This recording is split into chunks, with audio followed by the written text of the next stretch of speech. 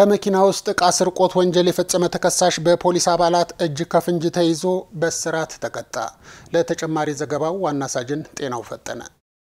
የወንጀል ድርጊቱ የተፈጸመው በአዲስ ከተማ ክፍለ ከተማ ወረዳ 10 ክልል ልዩ ቦታው ዊንጌት አደባባይ ተብሎ በሚጠራው አካባቢ ነው። ኮድ 3 A84048 አዲስ አበባ ኮሮላ ተሽከርካሪያቸውን የግል ተበዳይ አቶ ወርቅ አለም ያሲን እያሽከረከሩ ያለ ተከሳሽ ዮናስ ደጀኔ በመኪና ውስጥ የተቀመጠ ሞባይል ስልክ ይዞ ለመሰወር ሲሞክር አካባቢው ላይ ምድብተኛ በነበሩ የፖሊስ አባላት እጅ ከፍንጅ ሊያዝ መቻሉን በአዲስ ከተማ ክፍለ ከተማ ፖሊስ መምሪያ የፎይታ አካባቢ ፖሊስ ጣቢያ ወንጀል መርማሪ ምክትል ኢንስፔክተር ተሾመ ፈንታውን ገልጸዋል። የግል ተበዳይ ከጎፋ ካምፕ ወደ ዊንጌት እያሽከረከረ ነበር።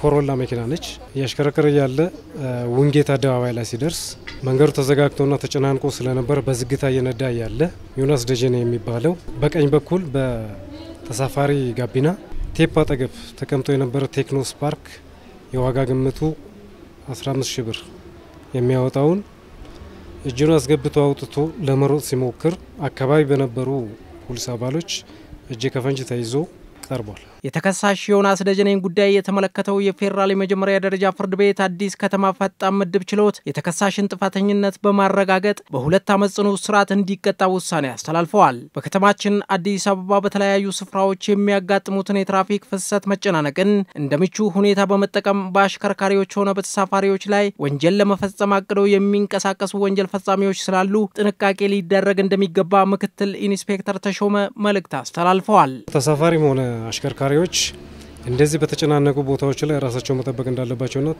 አሽከርካሪ ብቻ ሳይሆን ተሳፋሪው ጭምር ብዙ ጊዜ እንደዚህ አይነት ወንጀሎች ስለሚፈጸሙ ከመሰለ ወንጀሎች ሰለባ እንዳይሆኑ ራሳቸውን መከላከልና መጠበቅ እንዳለባቸው መልእክት አስተላልፋለሁ።